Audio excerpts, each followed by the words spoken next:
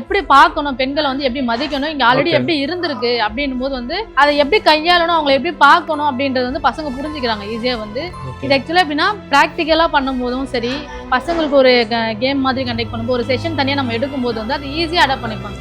அதை ப்ராக்டிக்கலா பார்க்கும்போது இப்போ பீரியட்ஸ்னா வந்து தீட்டு அப்படி இப்படி நம்ம பேசுறோம், அப்படிலாம் கிடையாது. பீரியட்ஸ்ன்றது ஜென்ரலா ஒரு ஹியூமன் பாடியில ஏற்படுற ஹார்மோன் சேஞ்சஸ்னால ஏற்படுறது ஒண்ணு. அது இப்படிதான் இருக்கும், இதனாலதான் வரும், இந்த டைம்ல இப்படி இருக்கும், இந்த பீரியட்லாம் இப்படிலாம் மாறும், இந்த வயசுக்கு அப்புறம் வரும், இது ஆண்களுக்கும் உரியது, ஆனா அது வெளியில தெரியாது அப்படின்றதுலாம் சொல்லும் போது அதை தொட்டு பார்க்கும்போது அப்படி நம்ம பண்ணும்போது வந்து ஈஸியா புரிஞ்சுக்க முடியும். ஓ இதுதான், அதை நம்ம பெருசா பேசக்கூடாது, அதை இப்படிதான் பார்க்கணும் அப்படின்றது ஈஸியா புரிஞ்சுக்க முடியும் உங்களுக்கு. நீங்க பீரியட்ஸ் பத்தி பசங்களை கேட்டாலுமே வந்து தெரியும். அது பெருசா வந்து பெரிய விஷயமா அது ஒதுக்கப்பட்டது அப்படிலாம் அந்த காலத்துல இருந்தாங்க. அதெல்லாமே தப்பு, அதை நம்ம இப்படிதான் பார்க்கணும்ன்றத வந்து நாங்க சொல்லிக் கொடுக்குறோம் ப்ராக்டிக்கலா.